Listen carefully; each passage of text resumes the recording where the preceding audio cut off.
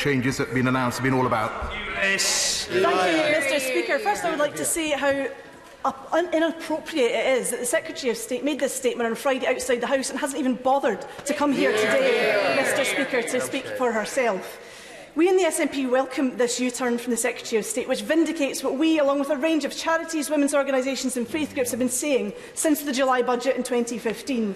However, none of us will be fully satisfied while the two-child limit applies for births after the 6th of April 2017. It must be scrapped now. The Secretary of State has accepted already that the fundamental unfairness of the two-child limit. So why does he feel this policy, with its cruel and pernicious rape clause, with this form, Mr. Speaker, must continue even though it has been ruled unfair for other people? Does he not see that this creates a two-tier system in universal credit depending on when children were born? Mr. Speaker, we cannot plan for everything in our life. Has he heard the evidence from Turn to Us and CPAG that the two-child policy is forcing women into terminating healthy pregnancies? Has he heard of the discrimination from religious and ethnic minorities? Does he know that most people claiming this benefit are actually in work? In its first year of operation, it affected 73,530 people. So where does the figure of 15,000 come from, Mr. Speaker? Friday's court ruling laid bare the flaws in universal credit, which many in this House have been highlighting around the payment and the timings of payments. High Court judges said that the DWP had wrongly interpreted the relevant regulations and tried to justify this shamefully on the grounds of cost.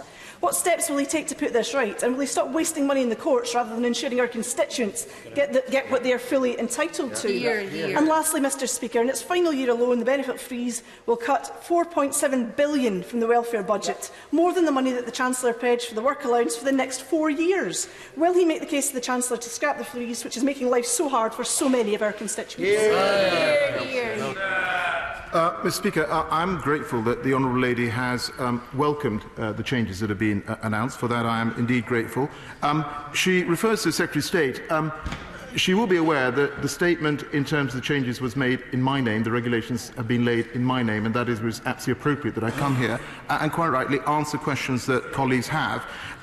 She talked about the non-consensual conception clause, and of course I absolutely agree with her that women who find themselves in these utterly awful circumstances need to get the help that they need, and this has to be done in the most compassionate way. And we have had a discussion on this point previously. What I would say to her, she's aware it is purely a question of whether the circumstances that are described are consistent with someone who has met the criteria for this exception. And it is, of course, the individuals that are dealing with this are third-party professionals who already have experience in supporting vulnerable women.